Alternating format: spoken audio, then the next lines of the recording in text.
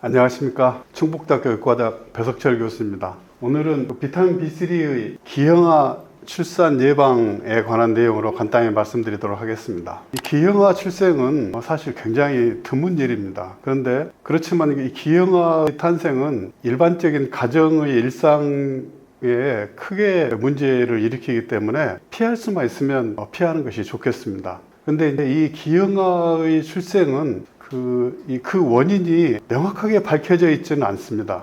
근데 이제 최근 연구를 보면은 그래도 부분적이나마 왜 기형아의 출생이 증가하는지를 이해할 수 있는 데이터가 있습니다. 이 기형아의 탄생한 다음에 기형아를 분석을 해보면 몇 가지로 분류가 됩니다. 하나는 염색체 비정상입니다. 염색체 비정상은 여기 보시면 다운 증후군, 에드워드 증후군, 파타우 증후군 등등 증후군 굉장히 많습니다. 이제 여기는 이제 몇 가지 예만 들었는데요. 그 중에 주변에서 비교적 빈번히 볼 수 있는 증후군은 다운 증후군인데, 이 다운 증후군은 21번 염색체가 정상에는 한 쌍만 있는데 이게 하나 더 있는 겁니다. 이게 하나 더 있는 경우를 트리소미라고 합니다. 근데 이제 21번 염색체가 하나 더 있는 경우는 다운 증후군, 18번 염색체 하나 더 있으면 에드워드 증후군, 이렇게 이제 달라지는 거죠. 그러면 이제 그 중에 이 다운 증후군을 조금 더 자세히 살펴보면 여기 이제 이쪽은 정상입니다. 염색체가 1번, 2번, 3번 이렇게 쭉 번호가 붙어 있죠. 근데 이 가장 큰 염색체를 1번이라고 하고 가장 작은 염색체를 22번,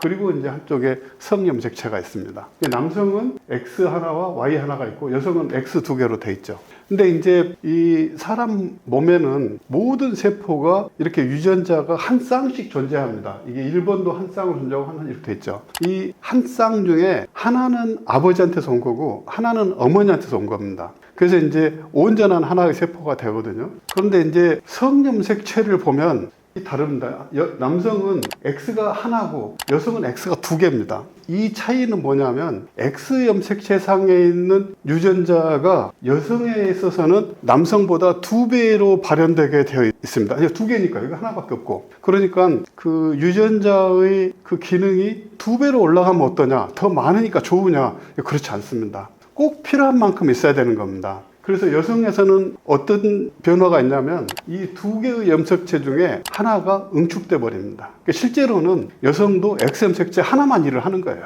하나는 응축되고. 그러면 이 X 염색체는 여성에 있어서 하나는 아버지한테서 온 X고 하나는 어머니한테서 온 X인데 어느 쪽이 응축될까요? 이거는 완전히 우연에 의한 것입니다. 그러니까 이제 어떤 사람은 X 염색체가 아버지한테서 온 것이 응축될 수도 있고 응축돼 버리면 역할을 못 하는 겁니다. 어머니에서 온 것이 응축될 수도 있는데, 그래서 때로는 아버지를 더 많이 닮았다, 어머니를 더 많이 닮았다 하는 것도 어느 쪽이 응축되느냐에 달랐는데, 이 남성은 X염체 하나밖에 없기 때문에 응축이 안 됩니다. 그대로 다 쓰는 거죠. 근데 이제 참 신기한 게 남성은 모든 X염색체가 온몸에서 똑같이 있지만 여성은 신체 부위에 따라서 아버지 염색체를 쓰고 어머니 염색체를 응축시키는 것, 또는 어떤 부위에서는 어머니 염색체를 쓰고 아버지 염색체를 응축시키는, 이런 게 다 다릅니다. 그래서 이 여성들은 헤테로자이거스 하다고 합니다. 이게 혼합이 돼 있어요. 마치 모자이크처럼 돼 있는 겁니다. 옆에 있는 세포하고도 X 염색체를 쓰는 게 다를 수 있어요.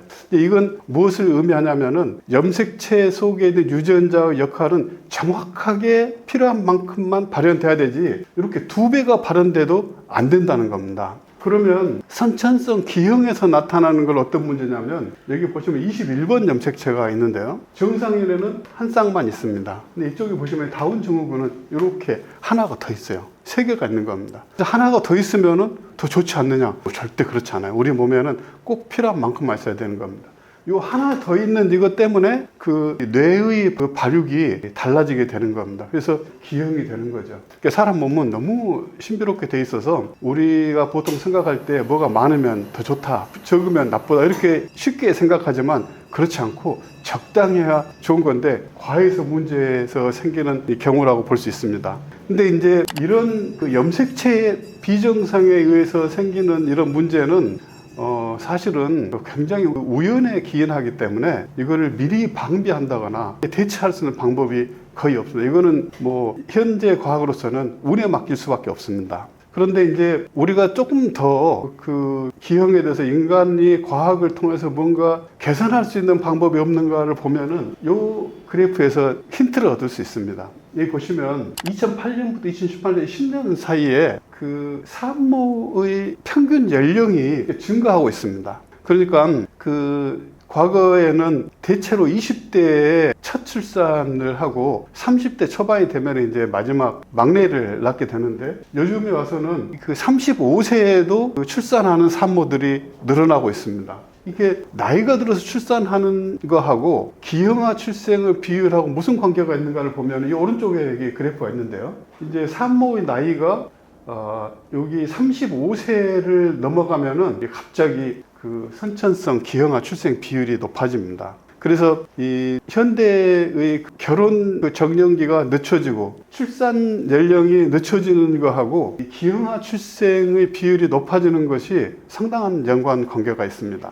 그러면 나이는 그냥 드는 것이고 사회적인 문제 때문에 교육 기간도 늘어나고 그래서 출산이 늦어지는 것 도대체 어떻게 방법이 없지 않는가 할 수 있지만, 그럼에도 불구하고 우리가 여기서 약간 생각해 볼 수 있는 힌트가 있습니다. 그 뭐냐면 나이가 들면 AD의 레벨이 떨어진다는 겁니다. 이건 사실은 굉장히 많은 연구자들이 발표한 거지만 제가 가져온 데이터는 그 아주대 의과대학 교수님이 발표한 논문에서 자료를 따왔는데요. 여기 동그라미로 찍어진 거는 실험에서 얻은 결과입니다. 근데 이제 실험에서 결과로부터 나이와 농도 사이의 상관관계를 이렇게 빨간색 선으로 그릴 수가 있습니다. 이 빨간색 선을 보면 연령이 증가함에 따라서 NAD의 농도가 감소하는 걸 볼 수가 있죠. 근데 이제 NAD가 농도가 감소한다는 것은 신체 기능의 감소하고 밀접한 관계가 있습니다. 왜냐하면 우리 몸에서 일어나는 수많은 화학 반응들이 뭐 거의 숫자를 셀 수 없을 정도로 많은 그 생화학 반응에서 이 NAD가 극도로 중요한 역할을 합니다.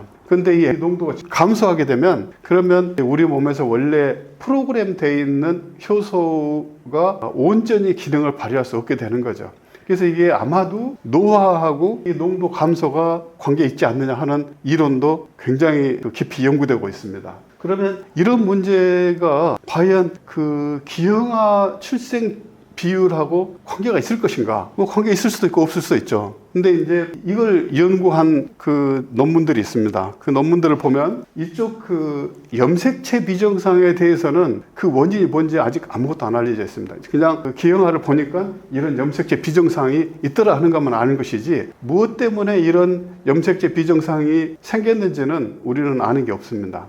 근데 거기에 비해서 여기 심장기형, 척추기형, 신장기형, 사지기형 이런 경우에 대해서는 그 공통적인 문제가 있다는 것이 밝혀졌습니다. 그게 뭐냐면 이걸 CNDD라고 통칭해서 부르는데요. 이 DD는 Congenital NAD Deficiency Disorder라고 하는 겁니다. 즉 이러한 그 선천성 기형은 그 산모의 농도가 부족해서 생길 수 있다고 하는 겁니다. 물론 이런 기형이 모두 다 농도 부족 때문에 생긴 건 아니지만 적어도 NAD 농도가 부족해지면 이런 기형이 생길 수 있다고 하는 것이 과학적으로 입증이 됐습니다. 그러면 이 기형이 산모의 농도 부족 때문에 생긴 거라면 산모에게 이를 보충해주면 그러면 기형아 탄생률이 줄어들지 않겠느냐 이렇게 생각할 수 있죠. 그래서 이제 그걸 실험에서 보고한 논문들이 최근에 이제 보고됐습니다. 여기 보시면 이 논문은 2017년에 보고된 논문인데 그 동물에서 NAD를 생산하고 변화시키는 그 과정에 있는 효소를 강제로 제거해 버린 것입니다. 그러면 이 동물에서 NAD 결핍증이 생기게 되고요. 이때 그 나이아신을 주면은 이제 새끼의 기형 탄생률이 크게 감소한다고 하는 논문이 되겠습니다. 이때는 그 쥐를 동물로 썼는데요. 니코틴산을 준 겁니다. 그래서 그 후에 니코틴산이 아니라 니코틴산보다 더 안전한 니코틴산 아미드나 또 다른 그 생산에 관여하는 그 전구 물질을 쓰면 어떻게 되느냐 하는 연구가 2024년에 보고됐는데 여기에는 니코틴산 아미드 또는 NMN을 썼습니다. 이걸 썼더니 이 두 논문에서 공이 NAD 디피션시와 관련되어 있던 다양한 그 기형아의 탄생이 동물에서 줄어들었다 하는 발표한 논문이 되겠습니다. 결국 앞에서 말씀드렸던 그 산모의 나이가 증가하면서 기형아 출생률이 증가한다. 그런데 산모의 나이가 증가하면은 농도가 감소한다. 그래서 애 농도 감소가 기형아 탄생이 증가하는 원인이지 않을까, 이런 생각에 대해서 바로 이 논문은 바로 그렇다는 것을 보여주는 겁니다. 그래서 이 산모에게 NAD 농도를 높여주면 기형아 출생률을 줄일 수 있다는 것이 이 논문의 내용이 되겠는데, 이제 이 논문은 다 동물 실험 결과입니다. 그래서 사람한테까지 적용하기는 아직 불완전한 결과이긴 하지만, 그럼에도 불구하고 우리에게 굉장히 중요한 가능성을 시사해주고 있습니다. 이건 NAD가 우리 몸 안에서 어떻게 만들어지는지에 대한 과정을 보여드린 건데요. 이게 NAD입니다. 이 수많은 우리 몸의 생화학 반응에 반드시 필요로 하는 물질이고요. 이 NAD가 공급되는 경로는 여러 가지가 있습니다. 첫째는 이 트립토판이라는 아미노산이 이렇게 변화가 돼서 NAD가 될 수 있고요. 또 하나는 나이아신, 니코틴산으로부터 이렇게 올 수가 있습니다. 또 다른 경우는 니코틴산 아미드로부터, 또 하나는 NR이라고 하는 데서 NML을 거쳐서 이렇게 가는 경로도 있습니다. 근데 이제 앞에서 보여드린 두 개의 논문이 쓴 건 뭐냐면, 여기서 이렇게 가는 경로를 차단시켜 버린 겁니다. 그러니까 이제 체내에서 요 비타민 B를 만드는 요 경로가 차단되는 거죠. 물론 체내에서는 비타민 B를 만드는 그 경로가 존재하긴 하지만, 이렇게 해서 만들 수 있는 양은 굉장히 제한되어 있습니다. 그래서 대부분 외부에서 들어오는 물질이 충분한 NAD를 합성하는 데 필요한 상황인데요. 여기를 차단한 동물에게 기형이 생기기 때문에 이런 물질들을 제공함으로 해서 기형아 탄생을 줄일 수 있다고 하는 게 앞에 이제 논문이 되겠습니다. 그래서 이제 결론을 말씀드리면, NAD 결핍에 의한 선천성 기형을 NDD라고 이렇게 분류를 하고요. 이런 기형에 대해서는 산모가 니코틴산 또는 니코틴아미드 모노뉴클레오티드, 이 NMN이라고 하는 거, 이거를 복용함으로 해서 예방할 수 있다고 하는 것이죠.